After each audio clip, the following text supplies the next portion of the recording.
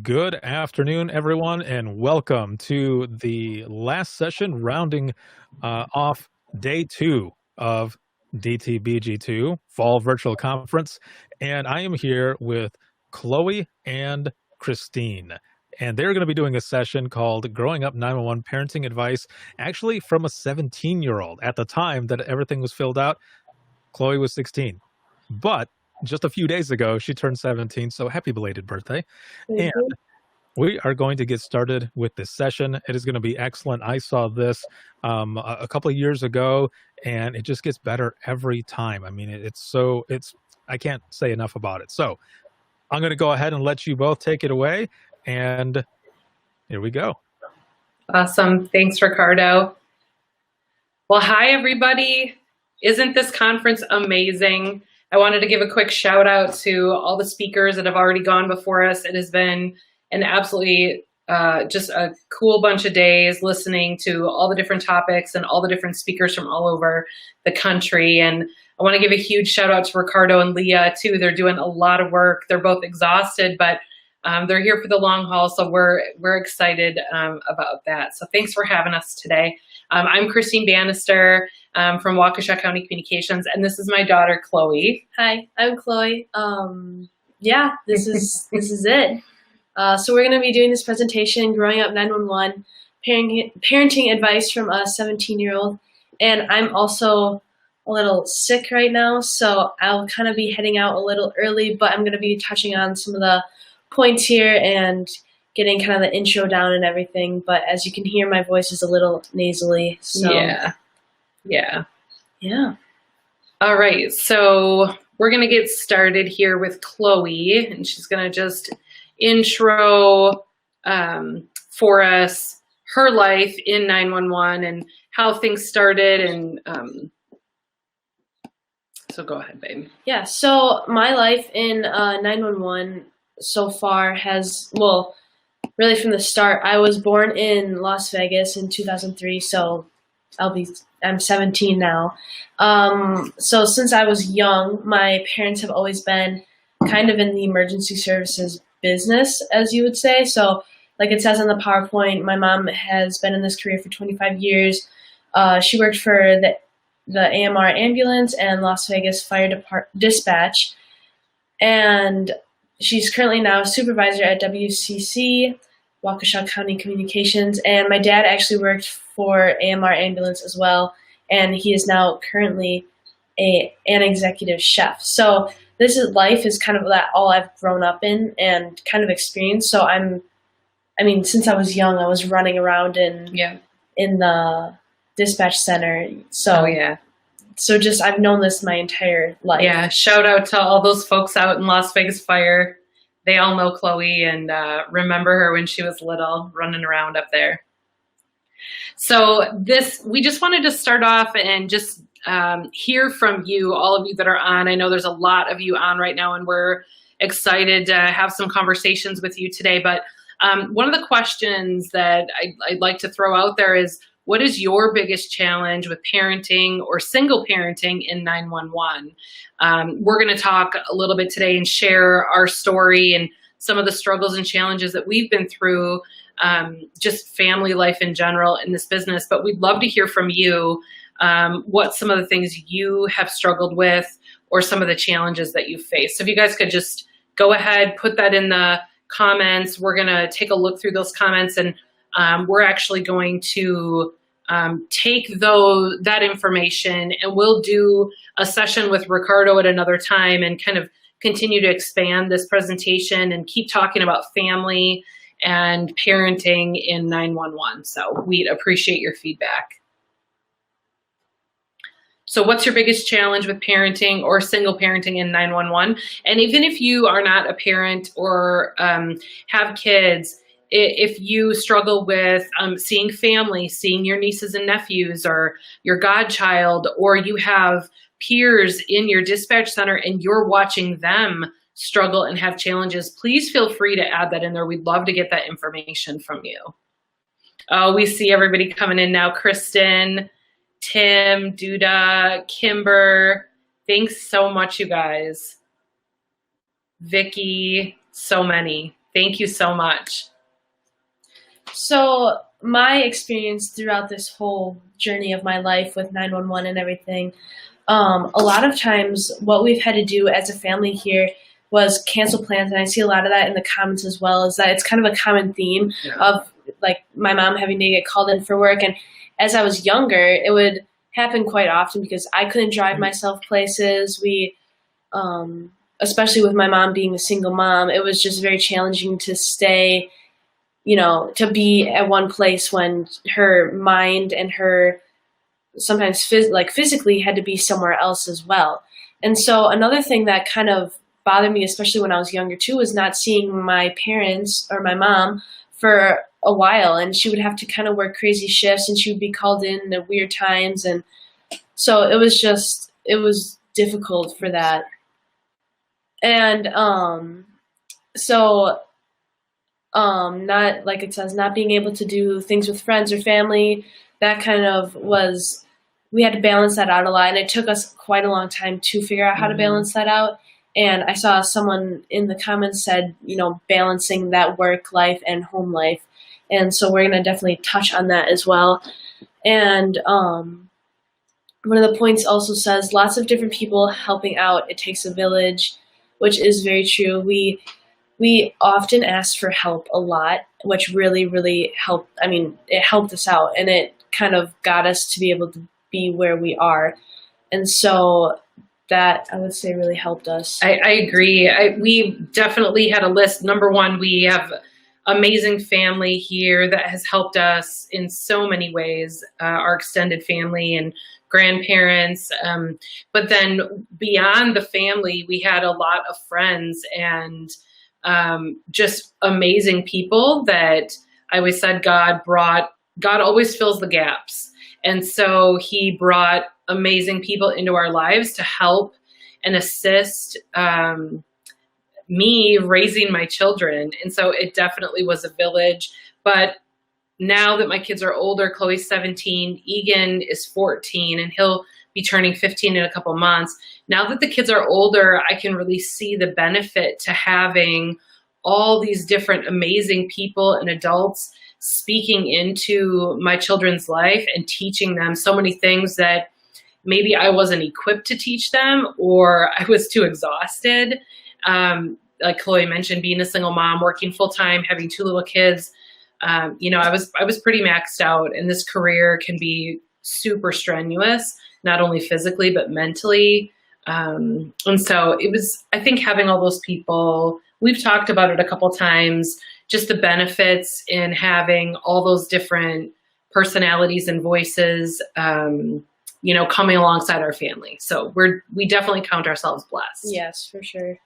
And I just, before we move on, I would just recommend too, for new parents or folks that are in the business, if you don't have that list of people that goes beyond that first level of family, like who can pick my kids up from school, who's on the emergency contact list, who are my kids comfortable with, where can they stay, or who can stay at my house and make dinner because I'm stuck at work for another 4 hours.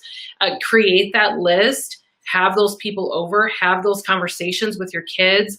And we're going to talk a little bit as we get into the presentation of why that's so critically important. But I say that to encourage you to create that list and make sure it goes deeper than 2 levels. Yeah. So next slide here says how kids feel about all this. And what really I kind of want to talk about is like, when parents are at work, parents are at home, and that kind of thing. So especially when I was younger, it would kind of more affect me when my mom was at work. And I just remember there would be times when I would wake up, 4:00 in the morning when she would leave for work. And I would kind of cry. I would cry about it and just be like, no, I don't want you to go to work. And it's because I never knew what she was doing and why she was gone so long and all this, which I'm sure is a common theme. But for me, as I got older and as she kind of explained more about what she was doing, like age appropriate, of course, but explained more about what she was doing and where she was going, it kind of helped me realize, like, okay, like my mom's helping people. She's doing something good. Like I'll let her do her thing, and it kind of brought comfort to me almost. So that really, really helped us out. So one of the things that I've shared many times in this presentation, if you've seen it before, is that, our first point, it says organize and communicate. So organization was a huge catalyst to our success throughout my career in 911, and communication as well. So I think the critical piece of communication that I learned a very long time ago from someone who is very wise, and I wish I could remember who it was to give proper credit, but I started to change the way that I talked about work. And so, like Chloe mentioned, she was very young when the tears started, and I know many of you that have kids have probably experienced this, where the kids are crying, they don't want you to go to work, your heartstrings are pulling, and it's very challenging, especially when they're little. But I started changing the way that I talked about work. And so instead of like, ugh, I have to go to work tomorrow, or, oh gosh, I have to be gone all day, or, oh, I hate my job, I hate being away, I really started being very intentional about saying, oh, mommy gets to go to work tomorrow. And you can hear that shift immediately just by the different language and using different verbiage. So it helped the kids then to look at work as something that was good. It was, we started, as the kids got older, we started talking about different reasons why work is good. And we'll talk about that in a little bit. But all the blessings that come from working and working hard, and the goodness in what that is, and how your kids can really benefit from you being a hard and ethical worker. And if we take that, that positive mindset, like she was kind of saying, she switched the way she talked about work. And if we take that and apply it to other aspects of our life too, that can change a lot. And even just the way that we, like, say you come home from work and you're exhausted and you're tired and you don't really want to deal with your kids. And instead of saying like, thinking, oh, I have to deal with my kids when I get home, I have to make dinner.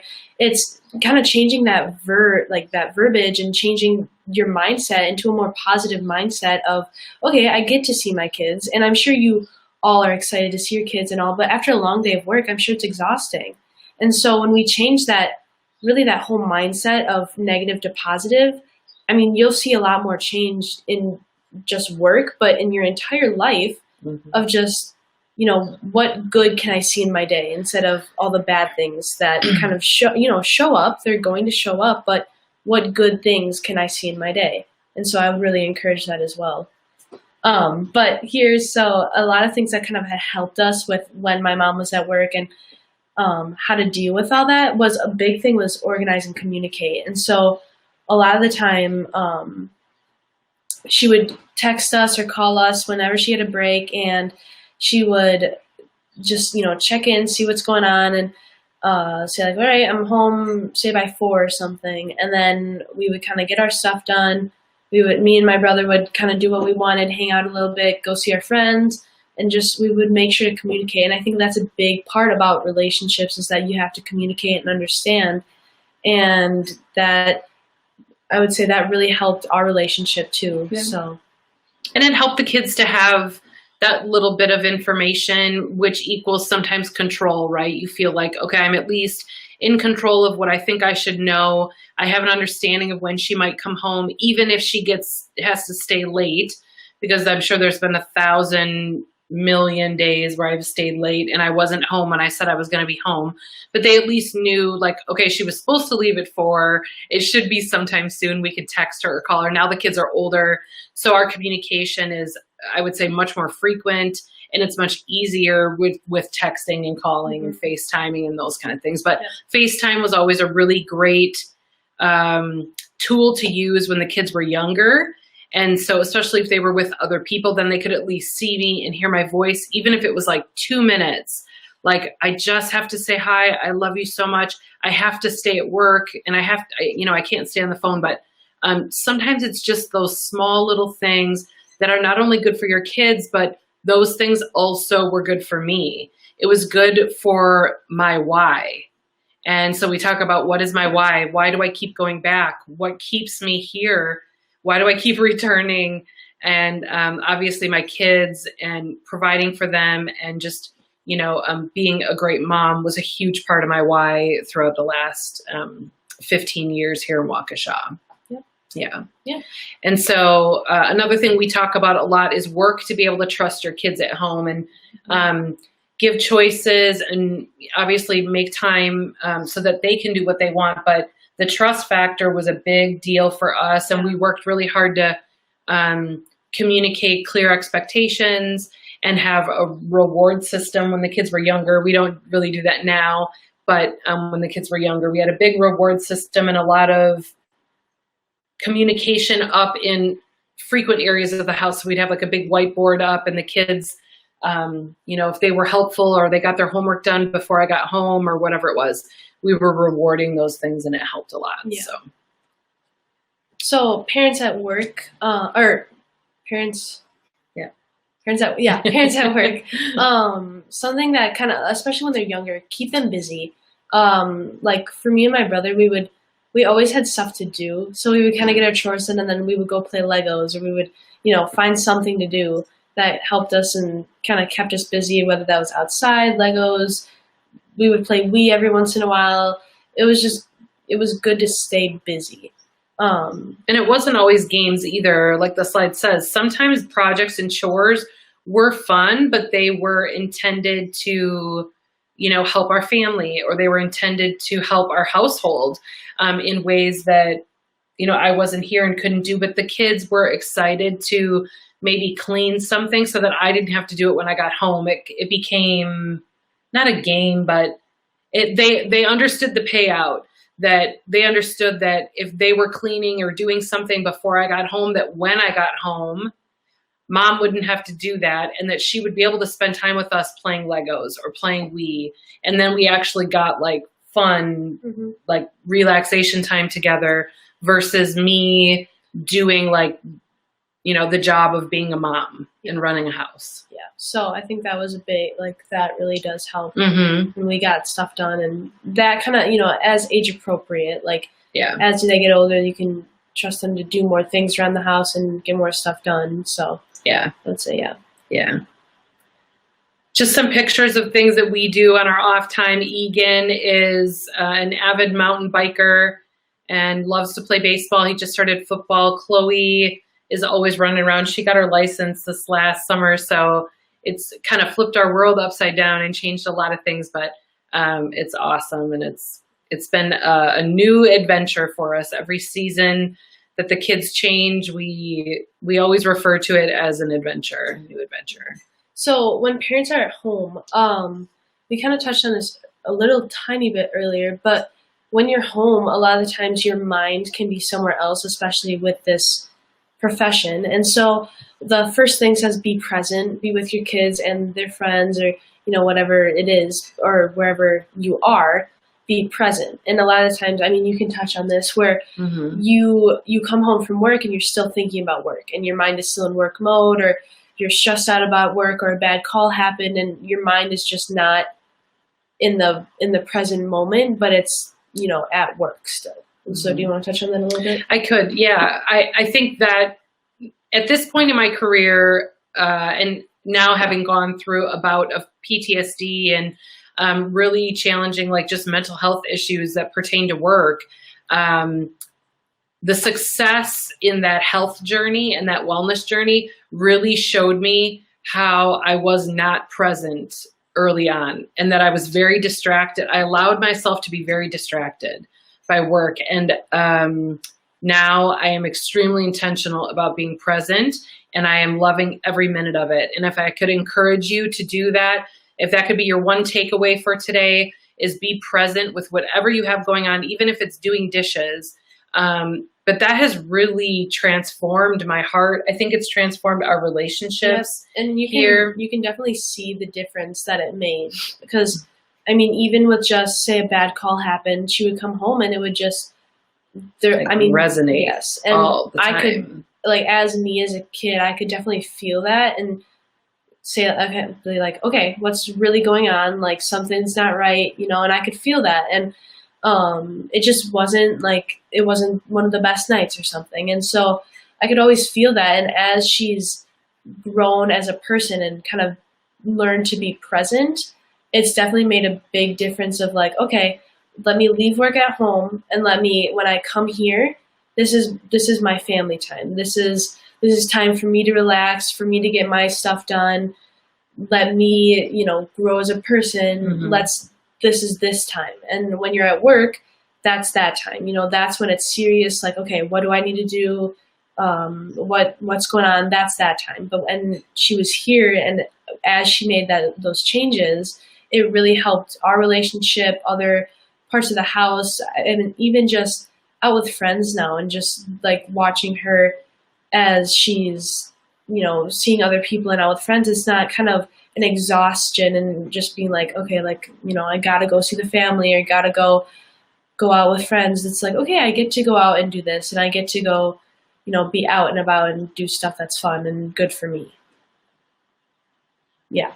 We're seeing all the comments you guys are putting out there. Thank you so much. We are appreciative of everything that you're saying, and it's making my heart happy. And I'm super proud of this girl. I am happy she's taken one for the team here today. She's feeling horrible, and I'm surprised she's not started coughing yet. But I was disappointed that she might not be able to be here, because as you can see, this is definitely her message.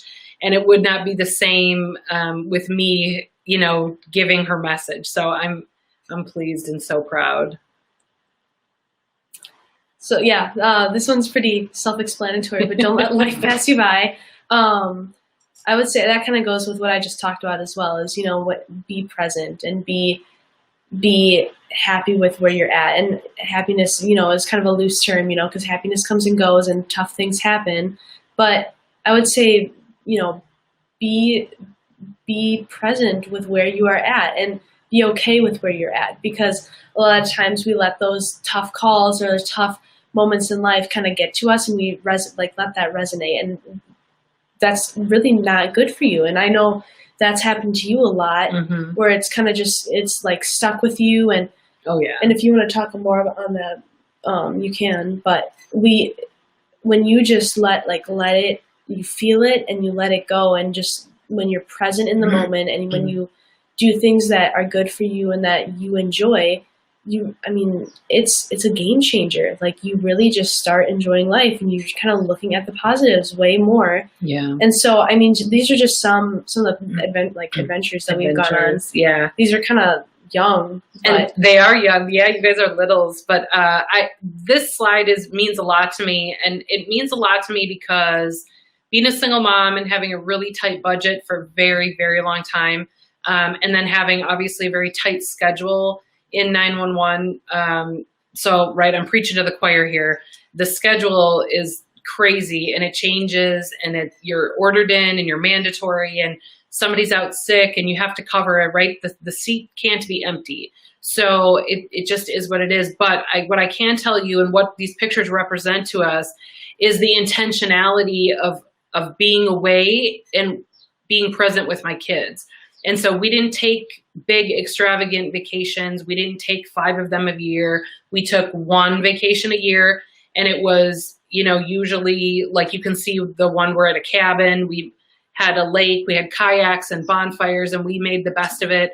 And then the picture on the right-hand side where you see the snow, we live in Wisconsin, so we've got the seasons coming and going. But every year for almost 5 or 6 years, we went up to winter family camp.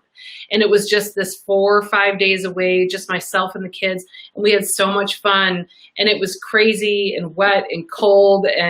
But we had fun, and we were very intentional about our time together. And so I just would encourage you that, and my kids have said this to me more now that they're older, that it wasn't about how much money you spent, Mom. It wasn't about all the big name brands and all the stuff. It was just the fact that we were together and we were doing something great and having fun. So I just would encourage all of you parents to remember that, like, it doesn't need to be extravagant. And now that the kids are older, it's hard to go on vacations because everybody has jobs and sports and all these other things. But what we do is we are very intentional about having coffee or going for a drive. Let's get lost and talk, or just blast the music and sing and continuously reconnecting with my kids has been a huge, huge blessing for me. So don't let life pass you by. That's for sure. Yeah. So what can you do? And we've already talked about the positive and negatives, so we can kind of skip that. And also don't bring work home.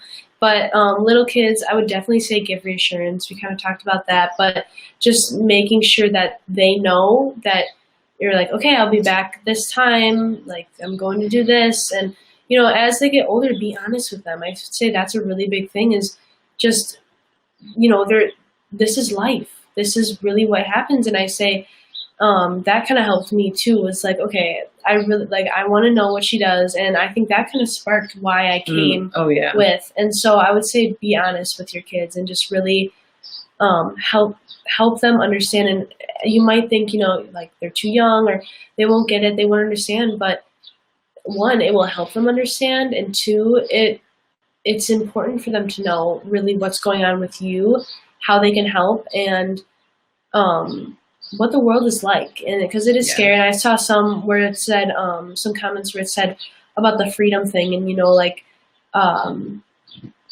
someone said how their older kids kind of had more freedom, but their younger kids, as she was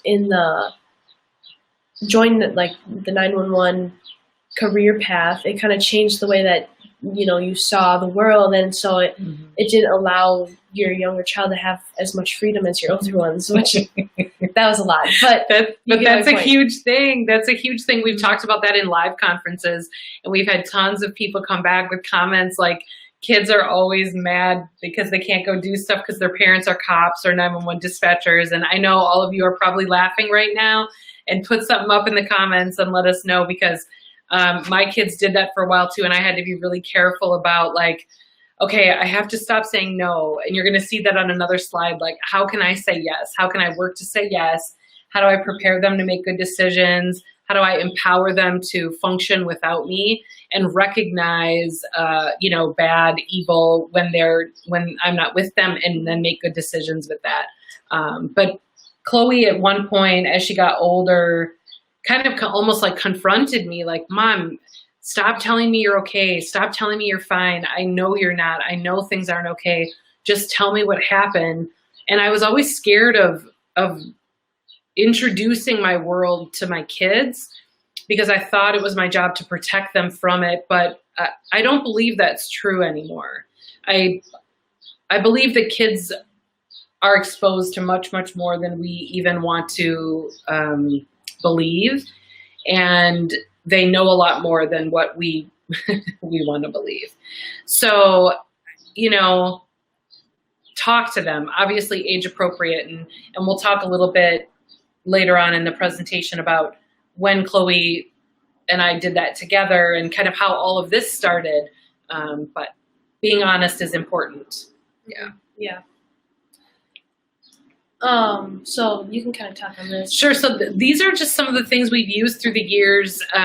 Lots of different websites, lots of different, just amazing, printables that you can find. The iMom website, All Pro Dad, they have an immense amount of information, free resources. The printables were super fun when the kids were little. I would print that stuff out, and it's like questions for like everything under the sun. There's all these different topics, bedtime questions, career questions. What do you want to be? What are your favorite things? And throughout the life of my kids, I have learned to study them and really learn about all the different seasons that they were in. You can see on here a teen cell phone contract. So in the essence of trying to say yes, I attempted to do a good job of like making expectations clear, and then also consequences very clear, and then letting the kids make all those decisions. And so some of these contracts, and there's social media contract in there and all kinds of things, helped me to kind of find the words that I didn't have. Because we all know, right, parenting is tough, and there's no there's no 3-ring binder that you get, when you get a child and they're like, hey, follow all these instructions. There's no SOPs or policies and procedures on how to raise your kids, especially in this world of 911. So those different those different websites, the chore charts, contracts, all that stuff just helped me to really figure out what I wanted to do. And yeah, it's been awesome. We have on here crafts and projects, which we did lots of.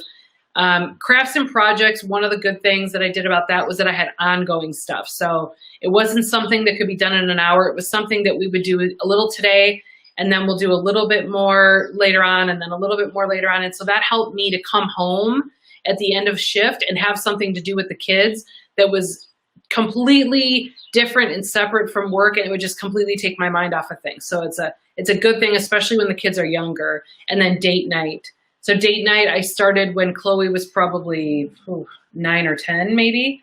And then Egan worked his way into that as he got a little bit older. And we did that pretty frequently, maybe not every month, but pretty frequently. And it was good for us to have time alone. It was good for us to just talk. And and now that's kind of, as I've gotten older, especially with just my schedule being so busy, just with work, I have sports, all this other stuff, and hers too. She'll kind of just text me like after I get done with work or something and say like, hey, you want to meet me? We can go have lunch or something. And even just because when I get home, it's half the time she's asleep already, or like I have homework to do, or it's not a lot of time even at home just to talk. But we'll go out to lunch and we'll go get coffee or something, and we'll just be like, okay, like what's been up? How's it going? And really just like really talk. And this is our time to talk because a lot of times we have very like when we get home, the business of life takes over, yes. Right? We very often talk to our family in ways that we would talk to our business partners. Like, life is happening. Can you pick up Egan from football? No, I got it. What did you make for dinner? Do you need money? What's the business of life takes over instead of like, okay, stop, look me in the eyes. How are you? Are you okay? Are you sleeping okay? Are you getting enough rest? How are your friends? Connect with me and tell me, how do I walk beside you? Do you need me to just listen, or do you need me to do something for you? Do you need me to advocate for you? Where are you at? So I think that's definitely helped us to increase our communication a lot. Yeah, and I see one of the comments says our main activity when the kids hit middle school age was Call of Duty on Xbox, which I would play Call of Duty with my friends, and it's so fun. Yeah. But even just like me and my brother even play, like we'll play video games together and just like hang out and do stuff. Sometimes you just have to do what your kids like, even if you don't like it. Yes. So hear me when I say that, parents, friends, sometimes you just have to do what your kids like, even if you don't like it. And that's just part of the love language, which we're moving into right now. Yes. So this is how I studied my kids. So love language, I would say this is a big, really for any relationship. Yeah. So some of the top love languages would be words of affirmation, quality time. I think it says receiving gifts, acts of service, and physical touch. And so for us, I didn't even know anything about love languages until I don't even know how old I was, but eventually, like 6th or 7th grade, I learned about it.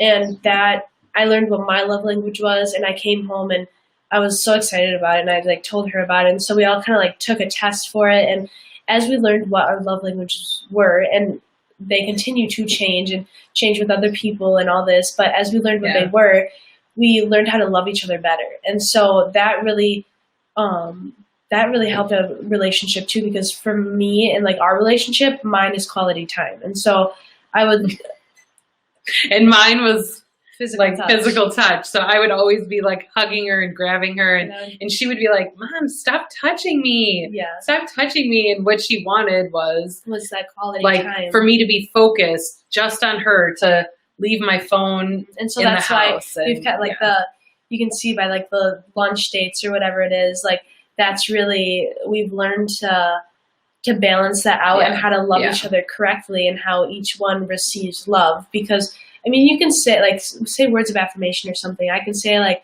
oh, I love you. Oh, you're doing amazing. And you don't feel loved from that. And so we kind of learned how to love each other the right way. Yeah. And so I would say that would be a great thing to do with your kids. Yeah. Kind of go over that and just see, like, okay, what are our love languages? And even with, any relationship, I would say do it because it's a big it really, really does help. Other things that helped us kind of move forward in that were learning styles. So helping my kids understand and learn how they learned things helped me to be a better mom. It helped them in school. It's helped them in so many areas of their life, right? Because not everybody is an auditory learner, which is typically what school is, right? And so we had to explore that. And I had to do that myself, just as a learning adult.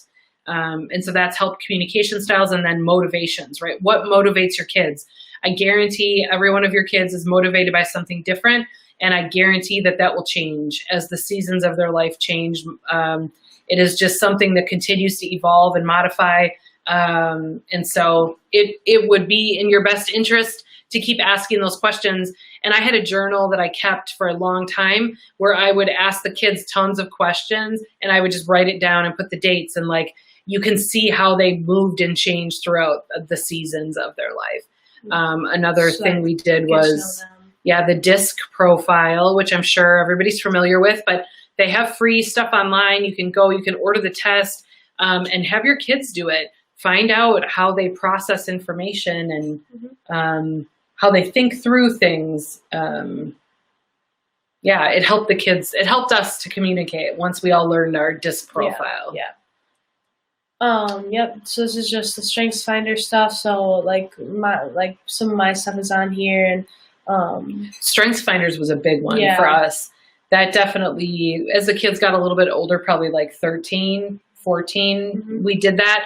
And that definitely helped us all to like not be irritated and frustrated. If I was explaining something or trying to explain myself in a certain way and it just was not jiving with what the kids' strengths were, that it helped us to just communicate things in different ways. Yes, so I would recommend that.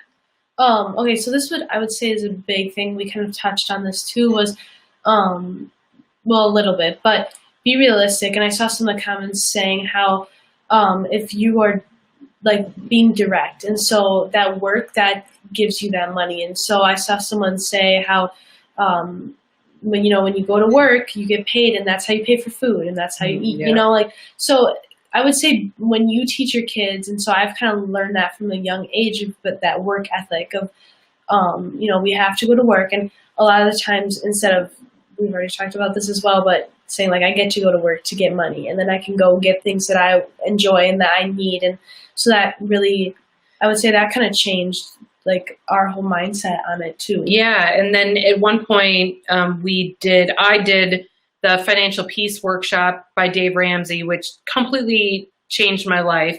And I wish I had done it like 20 years sooner. I could have saved myself a lot of money and a lot of bad decisions. But it was a great just perspective change for me on money and what a tool it is and how it's a tool meant for me to utilize. And so then I had the kids go through it. They have a kids version that is amazing. It comes with a chore chart, like with magnets and all kinds of stuff that the kids can do. And then as the kids got older, then they did the adult version.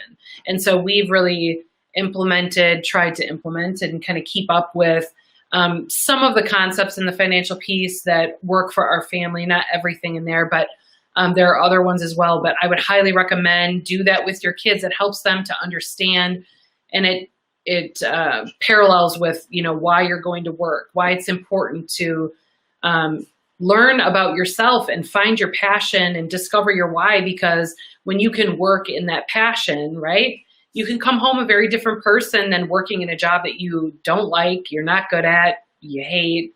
That would be kind of miserable. So I think here on this slide, the last thing that was really important for me was sacrifice lends to great pride and abundant peace. And that was a message that I really tried to help my kids understand as they were young, but then as they're now growing up and getting jobs. So Chloe's got 2 jobs now. She worked all last summer, saved all her money, and bought a car before she even had her license. And so obviously, I'm a proud mom just of that alone, among many other things that she is and does. But I think that just speaks to her ambition and her wisdom at this point. And I would like to credit some of that back to the financial conversations that we had for our family. So. Yeah. All right, so here's a question for everybody listening, and we'd love to get your comments. Type them in there in the comment section. Have you taken your child or your children to work with you and really tell them about what you do in 911? We want to know. And we're going to talk a little bit about when that opportunity came for Chloe and why. But we want to know, have you, how old are your kids? Have you taken them? Obviously, there's an age appropriate component to this. But, have you taken them with you? Do they really understand what you're doing so that they can support you in different ways? Just love on you and cry with you if you're having a bad day. And they want to know and they want to see it. So we want to hear from you. Thank you so much, everybody that's already coming on. Angela, Cassie, Susan, Ricardo. Yep. I know you're there. Jessica, Tabitha. Oh, a 2-year-old. Oh, that's awesome. Oh, somebody's 6-year-old said last week they want to work at 911 when they get older. Yes, the future of 911. I love it. I love it. Well, this is something we wanted to share with you, and we tell you to be honest with your kids and bring them into your 911 world. So this was the first time I had ever, brought Chloe to something that was more significant than coming to work and having lunch with me or dropping off ice cream or like coming to see mom because I had to work for 14 or 16 hours. So this was a conference that I did in Wisconsin. It was a state conference, and I was very humbled and blessed to be able to do general session and on wellness and health and 911. And I had such an amazing time. But I brought Chloe with me specifically because she was asking questions and she was getting very frustrated with, with how the job was taking a toll on me as a person and as a mom. And so I took her with me and we went up north and we stayed overnight. We went to the water park, and then she got to hear me speak and give my presentation, and she got to hear my heart and the reasons why I'm so passionate about wellness in 911, and I'm so passionate about PTSD and sharing how you can live a career of wellness in 911. It is possible. There are tools and techniques you can utilize, and this career does not have to take you. So my passion just exudes in that area. But this opportunity was really quite unique because Chloe came, and so when I did my presentation, I introduced her to everybody. But the coolest part about the whole thing was that when I got done talking and all these people came up to meet with us and talk with us and ask for prayer and just connect with us, there were so many people that said to Chloe, like, well, when are you speaking today? When is your presentation? And she was like, I don't have a presentation. And so it was this littlest spark that that we talked about on the way home, on the drive home, like, what kind of message could you have, and what would you want to say if you had an opportunity to give a presentation? And once she started talking about that, we knew that it wouldn't be the same if I gave that presentation. And so that's where this began, and it's been going on for about 3 years now.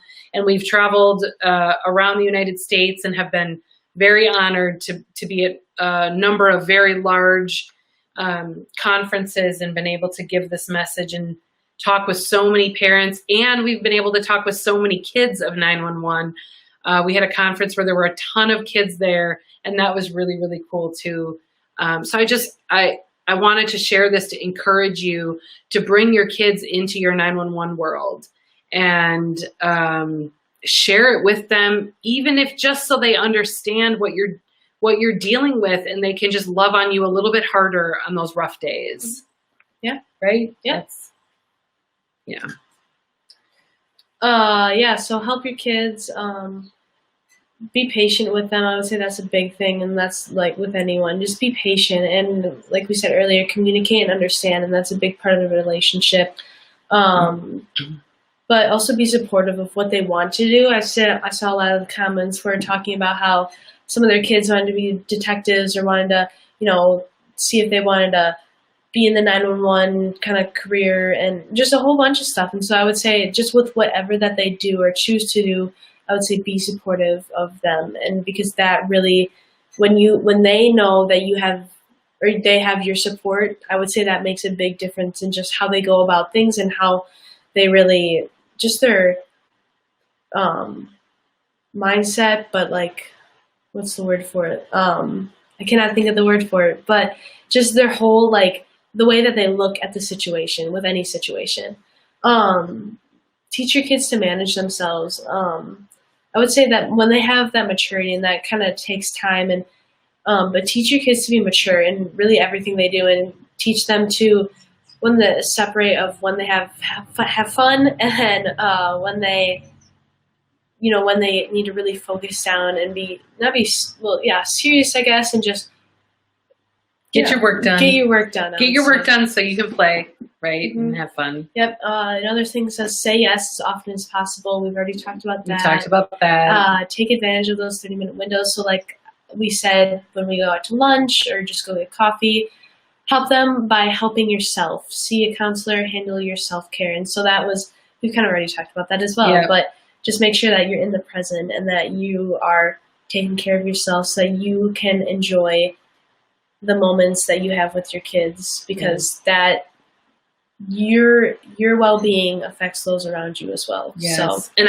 I would just encourage all of you in that specifically, because at this point, and I've shared with you just a tidbit of my journey, but I do see now how I missed a lot because my self-care wasn't on point. I wasn't doing what I should have been doing. I wasn't seeing a counselor and unloading all of this tremendously abnormal information that I was constantly taking in, not only on the phones, on the radios, but with QA. I do public information. I do, peer support, CISM. I lead those groups and just pouring my heart out in every good intended way. But it was still harming me. And I wasn't taking care of myself. And I can tell you now, after I've gone through this, if I could change anything in my entire career, if there was only one thing that I could change, what I would do different is that I would see a counselor every month of my entire career. And if you are new to this, or you're 5 years in, or you are 10 years in, and you still want to work through this 911 career, I would highly encourage you to connect in with a peer support group, connect in with your employee assistance program, reach out to the 911 Training Institute, reach out to me.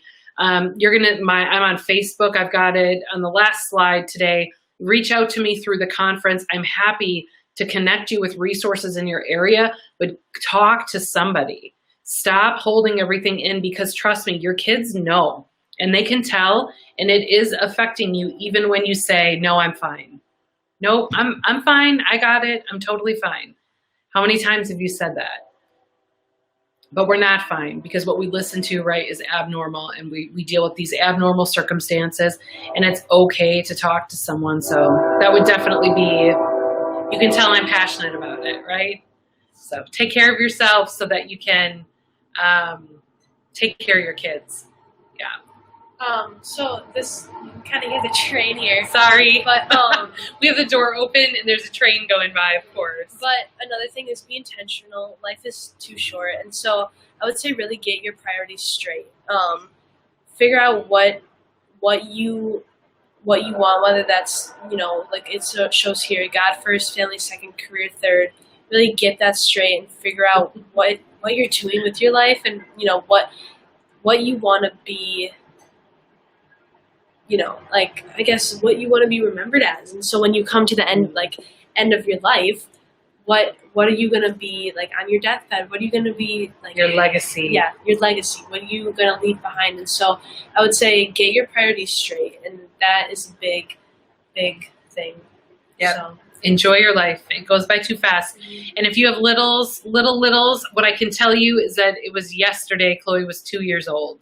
I saw somebody post in the chat, they have a 2-year-old, 6-year-old, 5-year-old. The time, I know you hear it from everyone, but it really does. It goes by so fast. And if you don't stop to be intentional and enjoy this time with your kids, every season is different and has its own challenges, but just enjoy it. Chloe talked a little bit before about happiness. We talk all the time about the difference between happiness and joy. How happiness is definitely about outside perspective. Yeah. What's happening We just had around talked you. about this the other day, Yeah. but I was talking about how, okay, so like picture yourself, and happiness is kind of, all these other things coming in, and that's what's making you happy, and that can be gone in like that. And so what that is I would really recommend is being able to be joyful, because joyful is something that really comes from the outside and goes out, like spreads. And so no matter what's going on, happiness it's like a wave, it comes and goes. But joy is something that is constant, even in hard times, joy is constant. And so I would really say just almost study it, what joy is, and change your perspective, get your priorities straight, be present, be mindful of what you're doing, and, live your life, because a lot of times we get so stuck in work and so stuck in this routine life, and really look at your life and see, am I living the life that I want to live? And so I would say that that's a big, important thing to do. Yeah. Why it's good to have a parent in 911 career. We kind of touched on this, and I'm sure a lot of you know the knowledge that it brings. You guys are very aware of what goes on in real life and what kind of the bad things, but you also know how to react to those bad things. And I think for me, that's been a big thing. And when I'm out with my friends, it's always kind of in the back of my head, like, okay, I got to be aware of what's going on around me. And I think that's definitely been from her, because instead of putting the kids in a bubble, instead of saying no to everything, I flipped it, pretty extensively. And we said yes to a lot of stuff, but in the beginning I would go with them and I would teach them, like, you're not looking around, you're not paying attention, you're missing that there's a creepy creeperton right over there looking right at you and whatever. And so we definitely try to utilize the situations to empower them and teach them, so that I don't have to be with them all the time, and I can trust that they're utilizing different skills and talents. Yeah. And so I think that definitely helps for like real world, because eventually you're going to have to let your kids go off and be on their own. And for me, like, I feel prepared to do that now. I really do. And so, no, but I think it's really important to do that, to, whether it's the way that we did, or if you have a different way that's really working out for you. I would say just let them live and understand really what's going on in the world and life, and explain to them and help them understand how to deal with that stuff, whether that be just like the creeps around, or just like basic safety life things, really help them understand, because we're kids, we're going to want to live, and we're going to want to go and do all this stuff. And a lot of the times that's scary for parents. Like, I'm sure you've all dealt with that, but it's important to let them live and to let them experience things as their kids, because, they do have a life as they're younger, and so I would just think that's important for your kids before they, go off and have no clue what they're doing. Yeah. So prepare them now. Our job as parents is to prepare and empower our children to function without us. And I have to tell myself that a lot. I don't always like it, but it is the truth. And we try to make decisions based on that. But another good thing about 911, obviously it's a great job. It's a steady job. It is provided for our family in ways that we are just so super blessed. It also gives an opportunity to have a tribe of amazing people around your family. And we have met so many amazing people traveling for conferences. We've met amazing people online and through Facebook, and just working in different cities and different places. Chloe, as she mentioned earlier, was born in Las Vegas, and that's where I worked initially. And so, she got to go there and speak for a conference and kind of go back to the mothership, and just, a lot of open arms and a lot of hugs and just amazing support from people in that space where she was born, and then all over the country. And Chloe has here that it's a cool job. Yeah. It is a cool job. It's definitely a cool job. So that's the end of our presentation today. If you have any comments or questions, there's a space down below where you can jump on there and ask some questions. I know Ricardo's probably going to come in at some point. You can find me on Facebook. My professional profile is Christine Jean Bannister. And please reach out. Feel free to reach out. Feel free to, let us know if you need something. If there's any way that we can help with your kids, we'd be happy to do that. Let's have a FaceTime conversation, whatever that looks like or sounds like. If you need some prayer, we're up for that too. We're always happy to pray for you. And we see everybody in the comments, like so much cool stuff. Kate, thank you. And Susan, Tim, you're awesome. I've seen you on the last couple of days. Aaron, of course. Mwah. Thank you both Ricardo. very much. Were you able to hear me? Is it coming through? Yeah. Okay. For whatever reason, it locked up my camera, so you're going to hear me as just the voice. The voice of Ricardo. Yeah. Thank you both very much for doing this session. Like I said in the beginning, a few years back, when you did this the first time, I remember sitting there. I'm pretty sure I was sitting there with Ryan Dedman, and we were sitting towards the back, but we were watching how all of this was going down.